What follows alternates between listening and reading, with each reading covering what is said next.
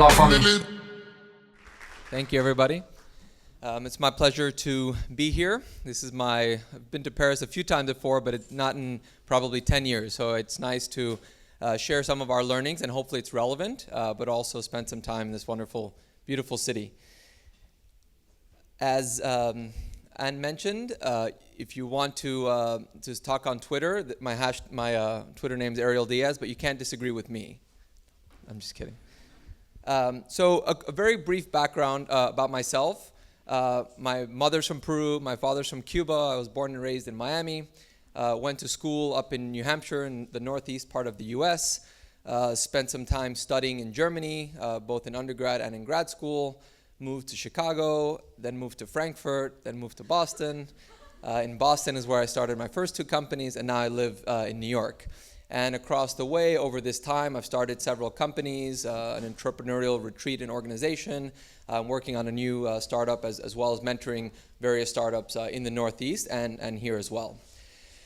And what I wanted to talk about tonight is to share some of our experience and learnings in education. So the title maybe could have been expanded, not just why start a company in education, but also what are some of the challenges, what are some of our experience, and how you can generalize those learnings to potentially help some of the companies and people thinking about education. So the first question, which many of you who may already be in education are maybe thinking is, why education?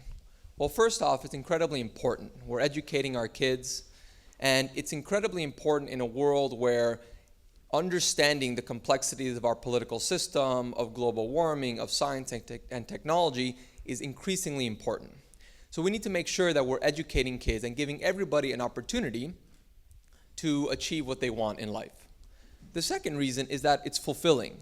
When you're helping people, helping students and children get the most out of their lives, it can be very satisfying, and that draws in a lot of people who want to help others.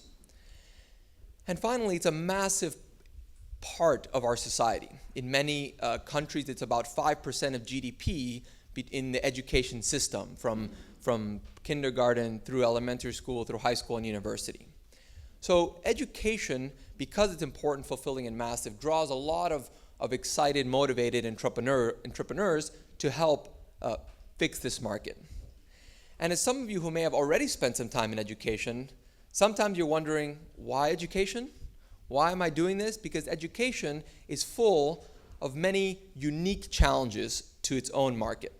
And what I wanted to talk through is what some of those challenges are, what we saw and learned at my company Boundless, and think about ways to help mitigate and minimize and address some of those challenges in a lot of different ways. So the first part about what makes education challenging is that it has a very complex decision process. And the reason it's very complex is because we think it starts with the student. And it's all really about the student at the end of the day. And it is, except students have parents. And students are also part of a classroom, which has a teacher. And those classrooms have multiple parents for each of those little students over there. And each classroom is then part of a school, which then also has administrators. And each school is part of a region. And each region is part of a broader government. And at each and every one of these layers, there are decisions being made that have big impacts on what students are learning, how they're learning it, whether they're effectively learning it, who's spending money, and why. And this complex decision cycle is really one of the core components that makes education challenging. If we think about selling in business traditionally, you usually have a one-to-one relationship. Does this new product deliver an ROI, a return on investment? Does it save you time? Does it save your employees time? Does it cost you less to buy this product from me than someone else? But in education, we have much more complicated decision-making process. And in addition to being a complicated decision process, everyone in each of these levels is very conservative, because any small decision on what students learn, how they learn it, how they're being taught, has a massive impact on what the students learn, on potentially their life. So you have a conservative and complicated decision process. So that's one of the really critical parts. And it doesn't matter what age level you're selling into or who you're selling into. Knowing what decision, who needs to say yes before a product can be adopted is incredibly important. The second component, which really makes the first challenge even worse, is that it's a very long sales cycle. So in most of the world, we have a school year, usually taking the summer off. So that means is you have really usually one sales window, which slides depending on the particular industry, but usually it's some amount of months, 3 to 6 months before the start of the school year. Because you need time to make the decision, time to ramp up, any education of the teachers that you need in order to adopt a new technology or new product. The summertime tends to be very difficult to move things forward because a lot of people are off campus on vacation. And in some industries, you may have a second window. In college and university, usually has a second sales window because you're able to sell into the second semester. In some cases, usually high school and below, you may not be able to because all decisions are made at the start of the year. So what that means is you have a conservative long cycle. And then this is another reason why decisions are even more conservative, because when you make one decision, you likely have to live with that decision for another entire year and for one whole school year. And what that means is, even though it's a long, let's say 6-month typical sales cycle, it really is more of a 6 to 17-month sales cycle, because if you're not right at the window when it can be adopted for the fall semester, it means that you're likely 1 year out.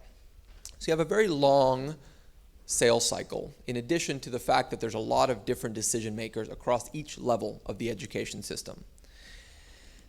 And this sales cycle doesn't just impact sales and growth, but it also impacts product development. And this in particular was one point that took me a couple of years to realize.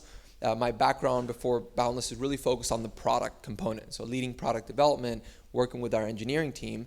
And a traditional lean technology product development cycle is really focused on how you can learn as quickly as possible. So usually you think about a given cohort, a given group of new registrations, a given group of new users. And that group may be 1 week or 2 weeks long. And when that group registers, you then may do a different set of hypotheses about how you can drive engagement, how you can improve one of your core performance indicators.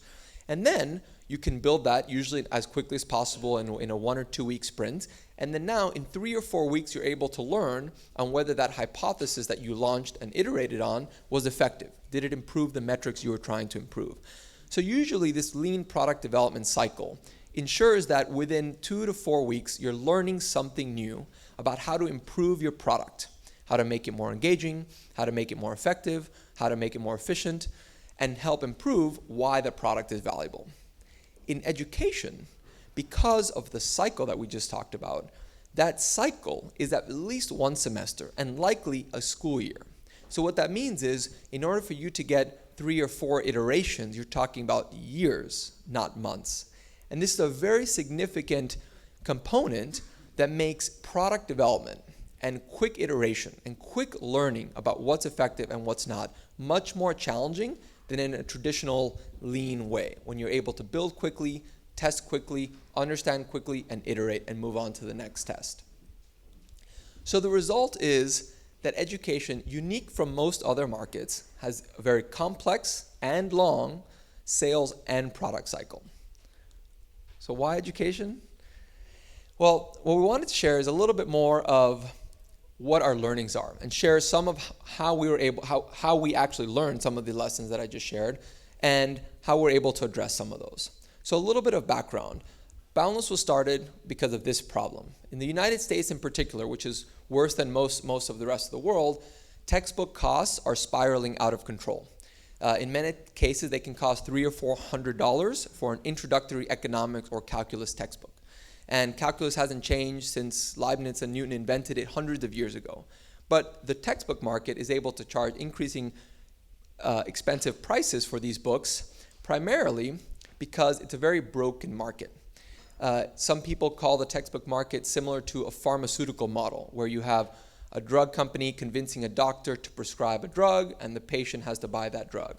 And in a similar way, the textbook market in the US is publishers convincing professors to adopt a particular book. The professor then assigns it to their student. The student has no choice but to buy that particular book. And in turn, they have to spend, in the US, over almost $10 billion per year on textbooks. So this is the problem that we wanted to solve.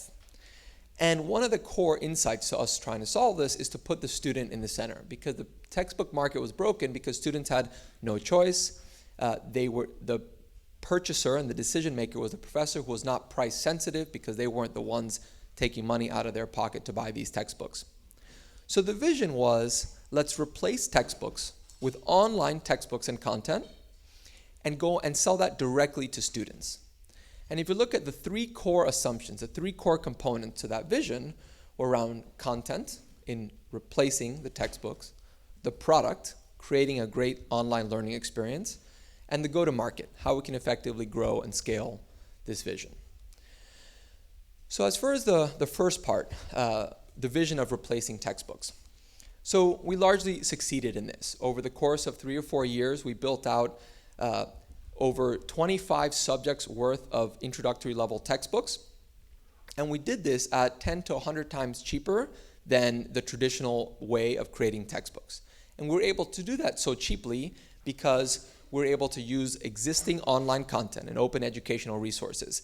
And we're able to do this in a way that wasn't just a textbook, but instead was a much better learning platform. So we're able to create content structured in a very innovative way, so it's very reusable, build on a lot of the existing content that's already out there, so we're not reinventing the wheel every time we look at one new subject area.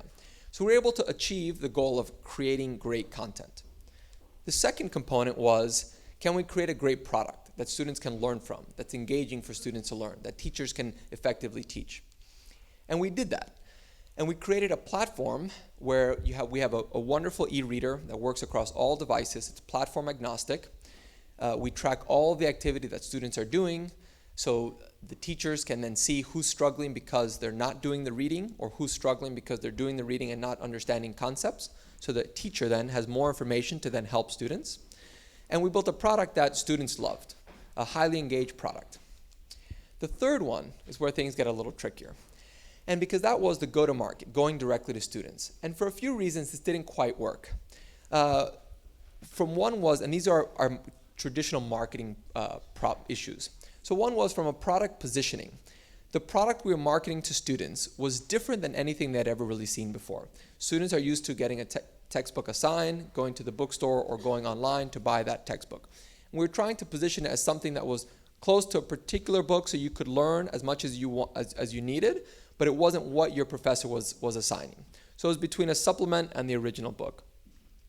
The other challenge was the student segments. Our product, because we were focusing on introductory level material, was focused on the freshman and sophomore from a subject area. But the freshmen and sophomore were the most conservative students. By the time you get to being a junior or senior, you're a lot more willing to try a product like ours, but the content didn't quite meet up for their needs. The third one, which I spoke with someone that's in the education space earlier today, the reality that we learned in the US college market is students really were focusing on getting the grade they needed. So if we can't focus our learning on the grade, it's much harder for students to want that product. And the reason is, we can help you learn biology, photosynthesis, any number of given topics, but if we don't know what's on the test that your professor is giving you, it's hard for us to help you prepare for that particular test. And our price, while much lower than textbook, was also under pressure as the price of textbooks keeps coming down for aftermarket rentals and used products. So really we got to a choice, which was our third component of our vision around, can we create a product? Yes. Can we create a great learning experience? Yes. Can we replace the content of textbooks? Yes. Can we sell it directly to students? Not quite. So we were forced with the choice. We either do something that is more effectively sold directly to students, or focus on going up one level and focus on selling to professors. And that's actually what we did.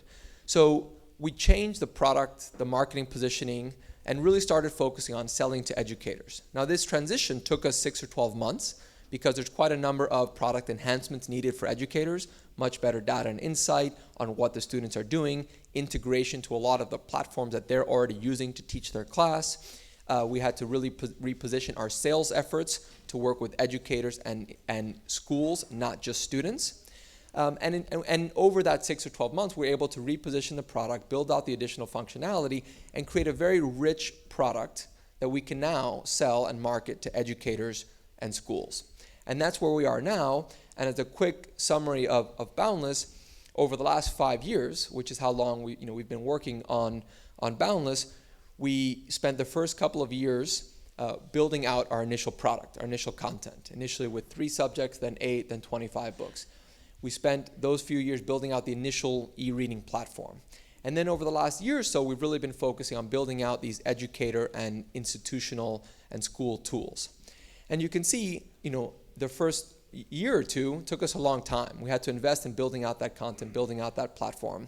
And once we started getting a little bit of that momentum, we're able to then continue investing in the product and the content. And now the business reaches almost 6 million people every month and is in a pretty solid position to continue to impact the US textbook market. But as you can see, this is 5 years in and quite a bit of effort. So what I wanted to now step back and generalize some of these experiences, and then we have a little bit of time a good amount of time for questions afterwards, which is, so we talked, there's a lot of unique challenges in the education market, but challenges are meant to be overcome. So a couple of the things that we learned and from our experience, number one is finding a direct model, if you can.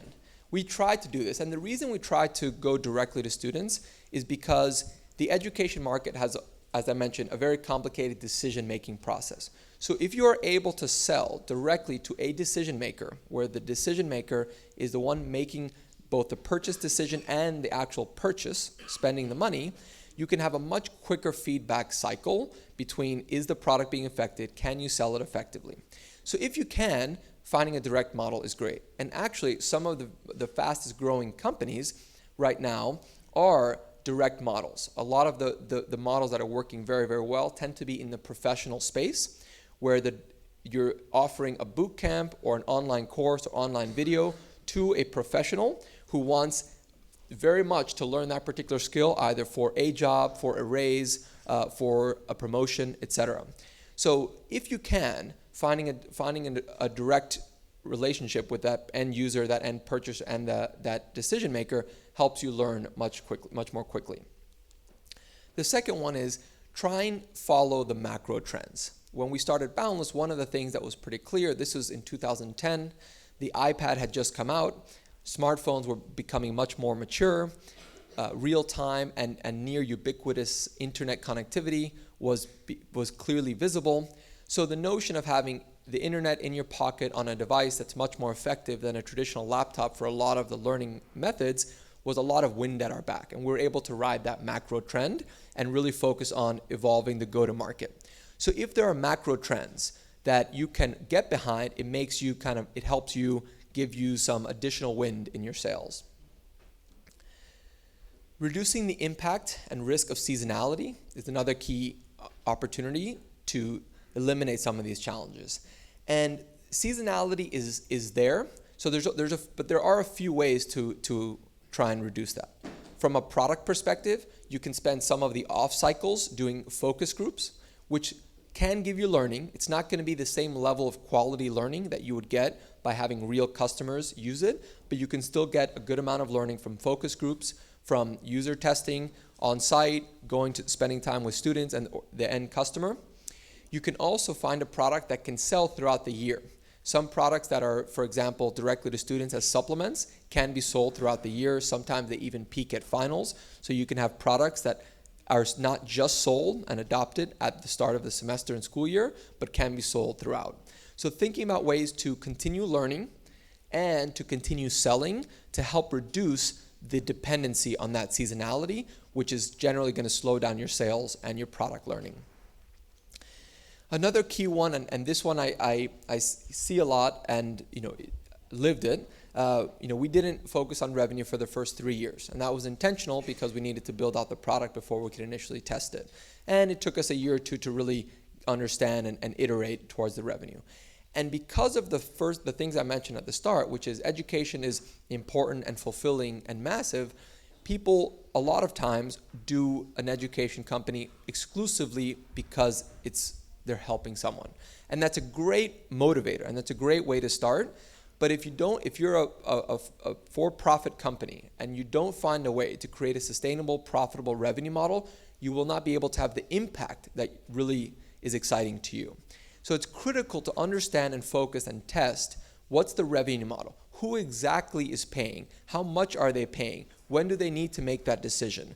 And it's likely that your first hypothesis around revenue won't be correct, which means the earlier you start, the earlier you can test your second hypothesis and third hypothesis. Again, our business model hypothesis did not work.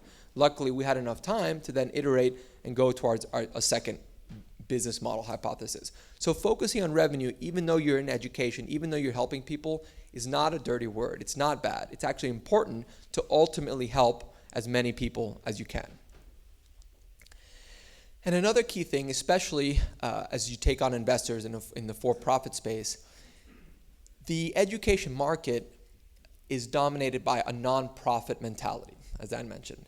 And what that means is there's not as much business thinking. So if you're going into it as a investor-backed for-profit company, it's important, as I mentioned, one, to think about what's the revenue model, to make sure you're testing it, to make sure you're learning so that you can create a sustainable company, but also to make sure that your investors and your team, your founding team, your early employees, and yourself are all aligned about how long it's likely to take.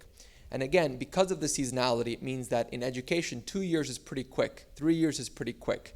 And if that's the cycle that you need to iterate on, then you want to make sure you have enough cycles, enough runway, enough wherewithal with your team, your investors, and the rest of your support to understand that this is going to take likely longer than even your worst case scenarios.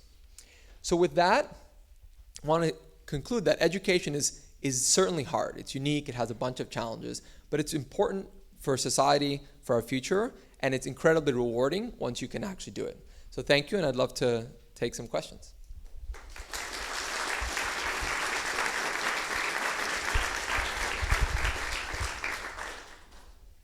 Do you work with teachers? Yes. In your team? In different kind of fields, like math, for example, science? Yep. So they are your partners?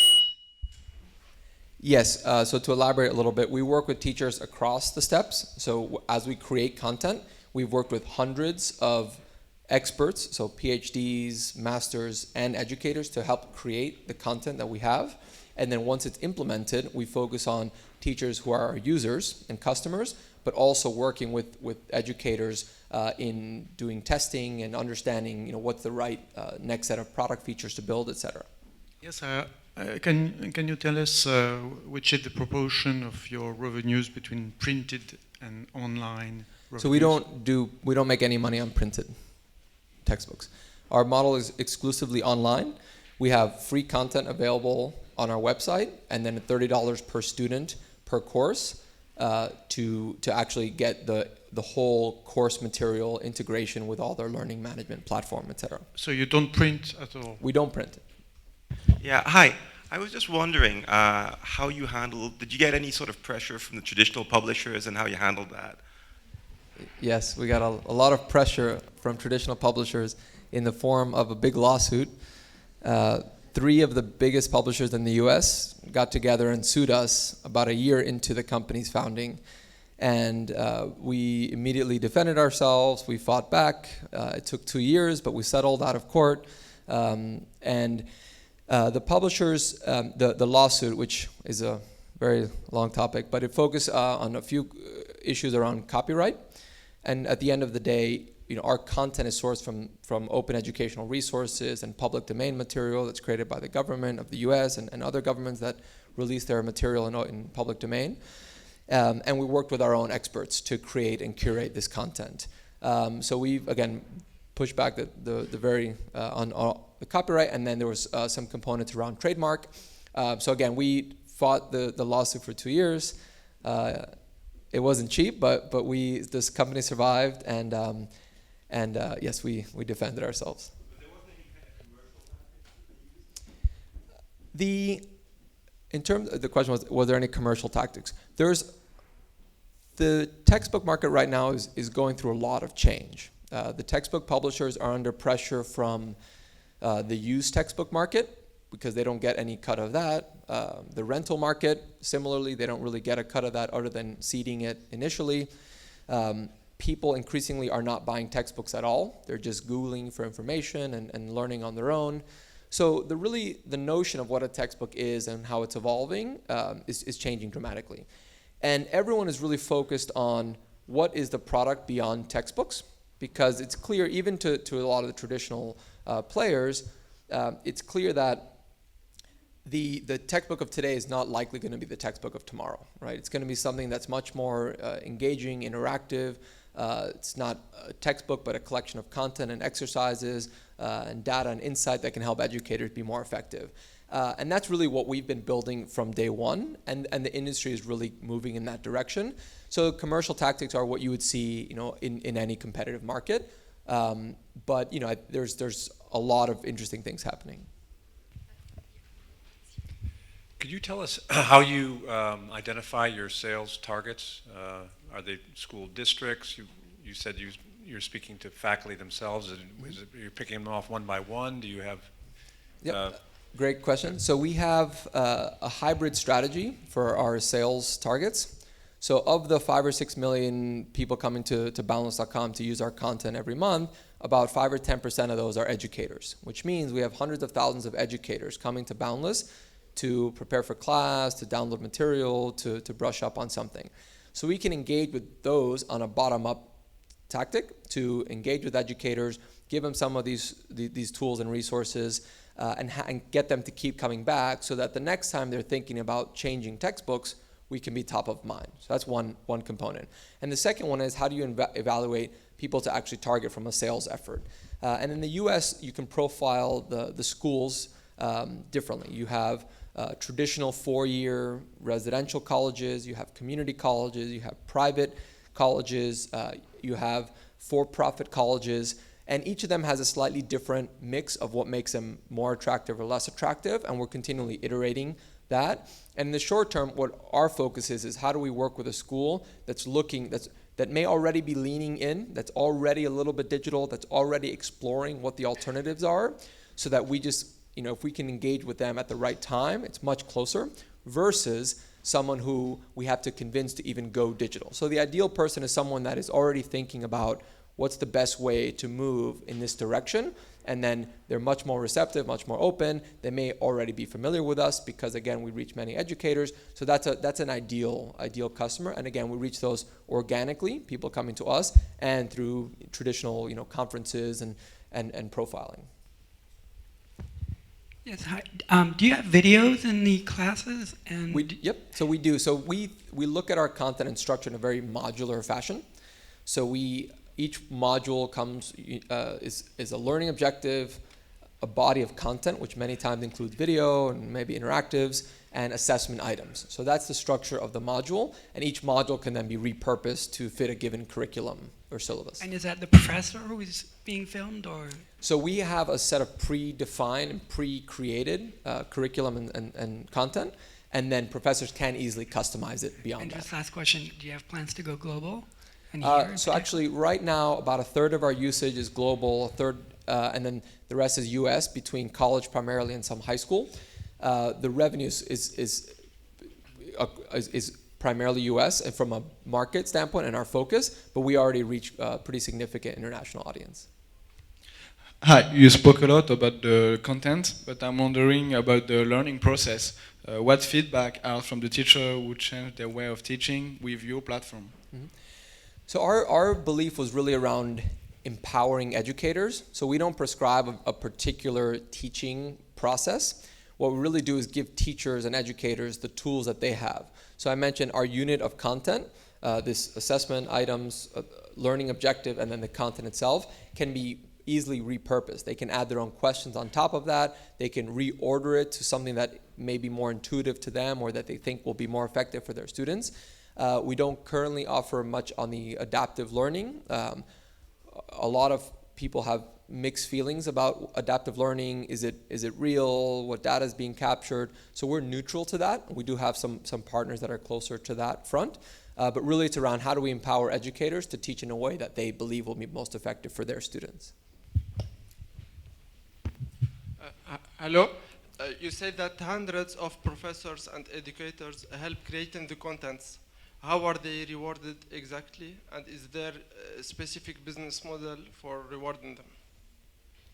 So the creation, we do, as I mentioned, work with hundreds of experts, faculty members, professors on the creation and management and ongoing update and improvement of the content.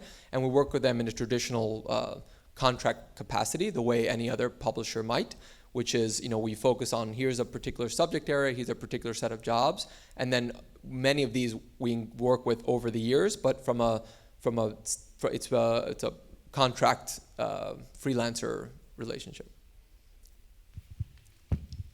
Hello, sir.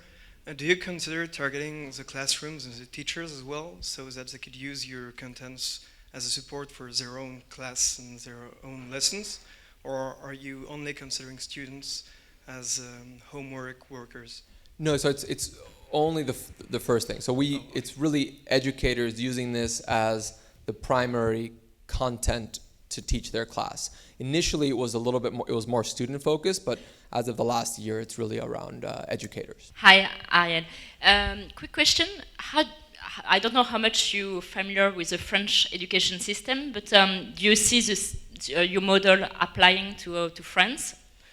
So I spent some time in Germany. My sister studied here a little bit, so I'm a little familiar. The big difference with markets outside the U.S. for the textbook world is the prices tend to be a lot lower, so you have less pressure already from the existing market to look for a lot of alternatives.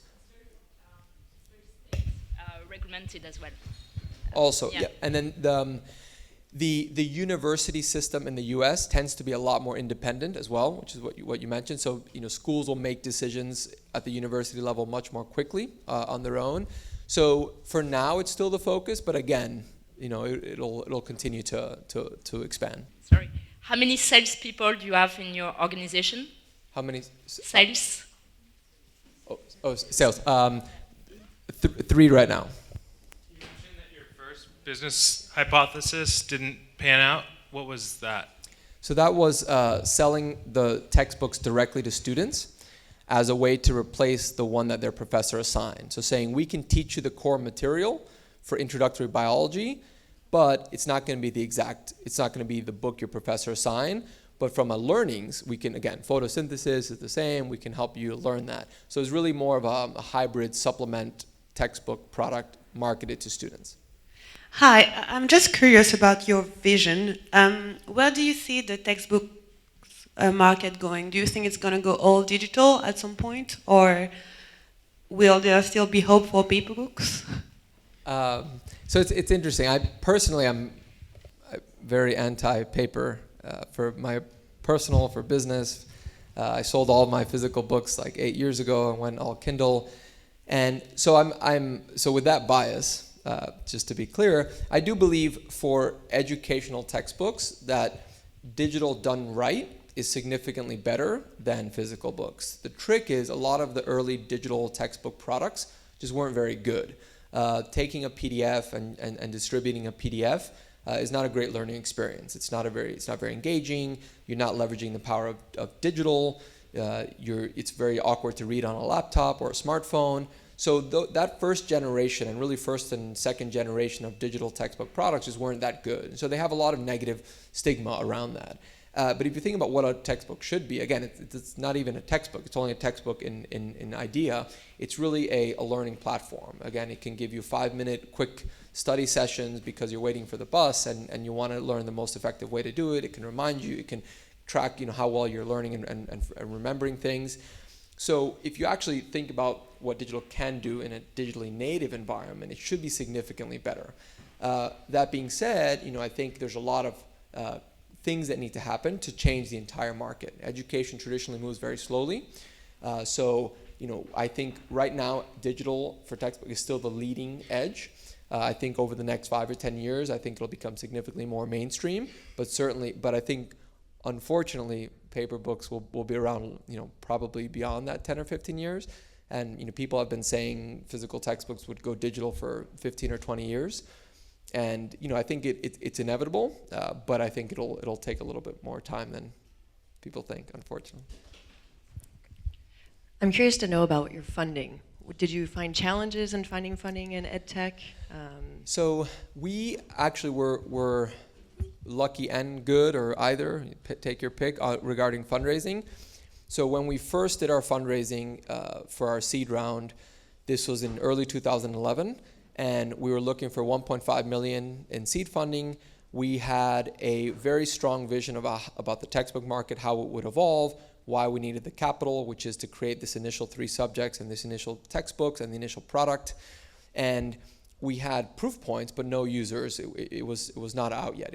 We had a prototype, some really good leading data around how much it would cost us to build the books, how much it would cost us to acquire customers, and we're able to use that data and the prototype to raise our initial it ended up being 1.7 million for our seed round in about less than 2 months, which was so that was very short, even within the US. And then 1 year later, we raised another $8 million in our A round, again with a very concrete, story and vision.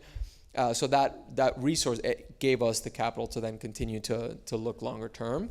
And similarly, that was 2 or 3 months. So a lot of this was right timing. We were right on the early swing on people really focusing on how educational content would evolve. Again, this was, we raised end of 2010, early 2011.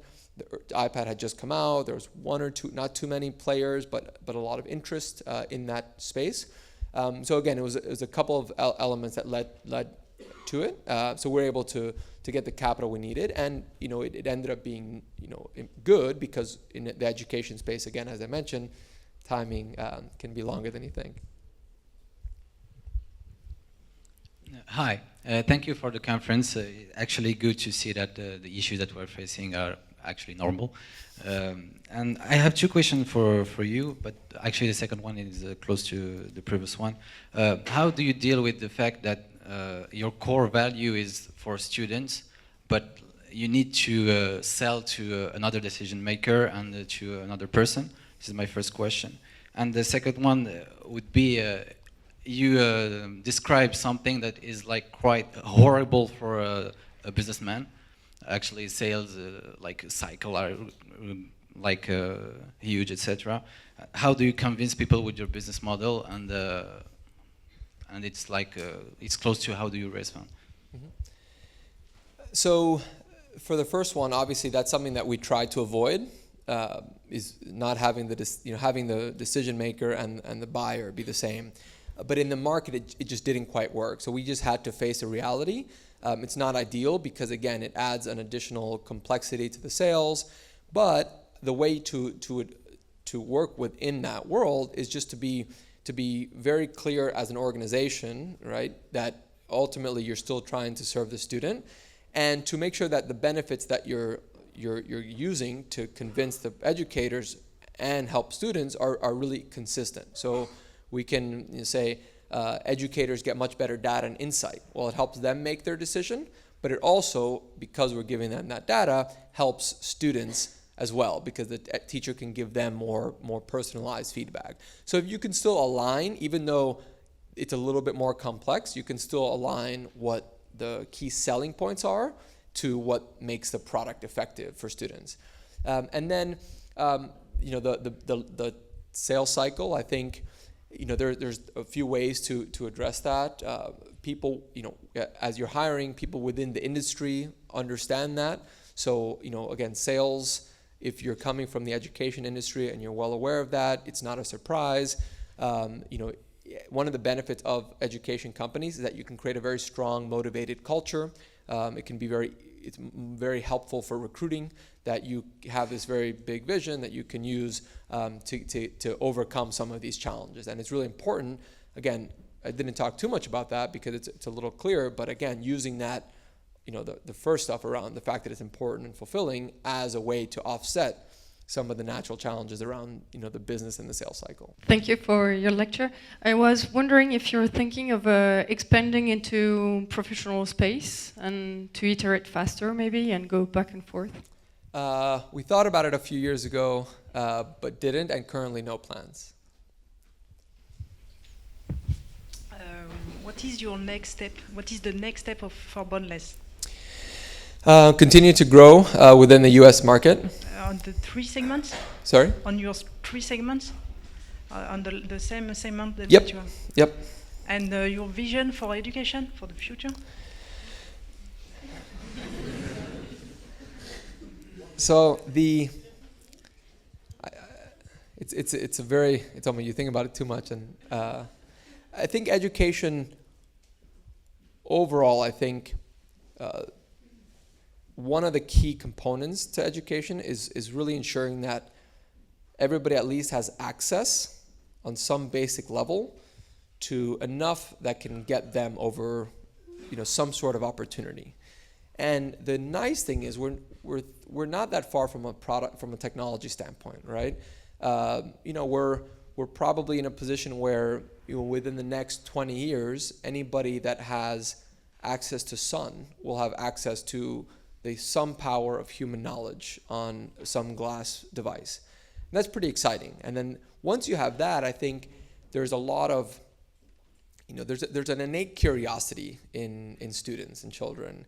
And if you give them the tools to expand on that curiosity and to continue learning, then you're not holding them back. And I think if we can remove some of those obstacles, ensure there's a little bit more of a level playing field at the start, that will go a long way to making sure that we give an opportunity to everyone. So I think that's probably the most important part.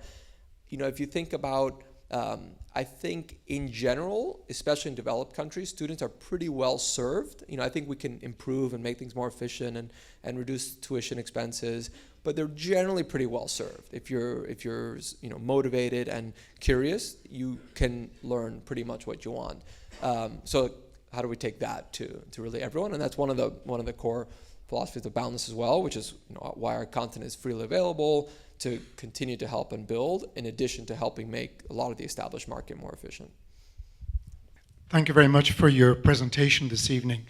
I'm curious to know that you've been in existence now for 5 years, and was it last year you sold the company to another company or merged with another company?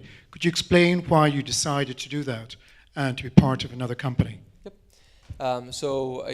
About a year ago, Boundless was acquired by another company in Boston, and we did that to create a stronger, more diverse organization. So the other company is a marketplace for physical textbooks. So I mentioned before with one of the questions, when is the market switching from digital to physical? Digital is still the leading edge of it. Physical is still a bigger chunk of it. So now as a combined entity, we're a little bit more agnostic to exactly when the tipping point happens from digital to physical. So it creates a more stable platform. And as I mentioned before, another component in the talk, making sure that you have the right time horizon and the right cycle in the education market is very important. So being able to think longer term in a more diverse organization creates a much more stable environment to continue growing. Many thanks for the lecture. I've got a question about the seasonality. Did you try to deliver specific content to avoid that? I mean, when students are on holiday or something like that? We did a lot of stuff, a lot of things to try and reduce the impact of seasonality. I mentioned some of them, bringing students in the summer to do product testing, doing different pre-sales during the summer with additional discounts, even after the semester starts, because some people don't buy the textbook for a little while. And it helped, but nothing really in a really significant way. You can help, and it's important to do that, but it still was a very dominant force. Do you think that you can start a business on the hypothesis that a student could actually work for the company, for the education company, and create value out of it? Can somebody learn and create value by working at the same time, applying what he has just learned? I think so, you're starting to see models that do that, both traditional models. There's a school in Boston, Northeastern, which in particular requires a co-op program so that you're working as you're learning.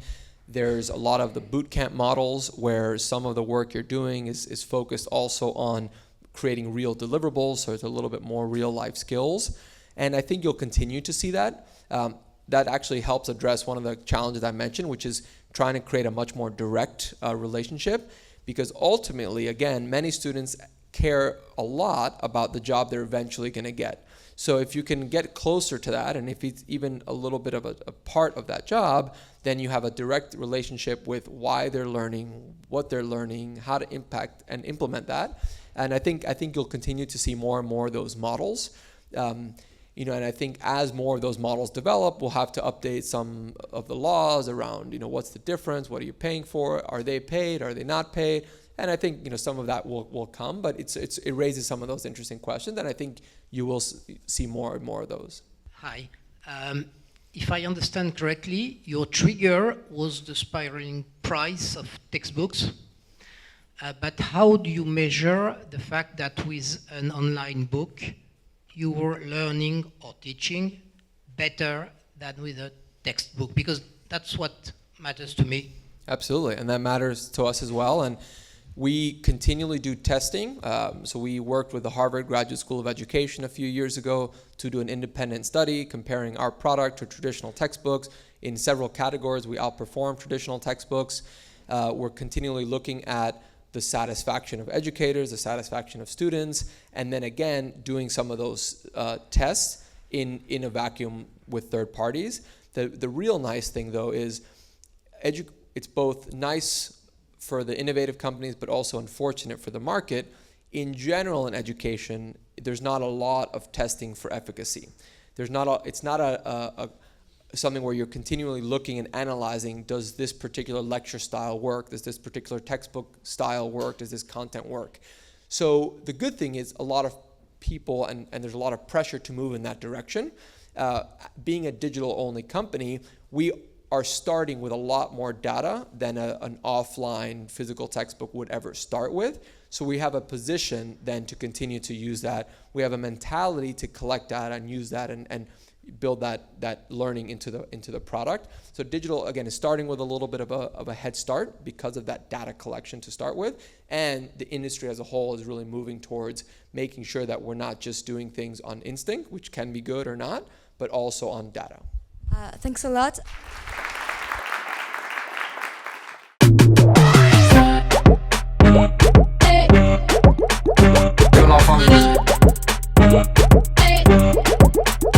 Pure la famille.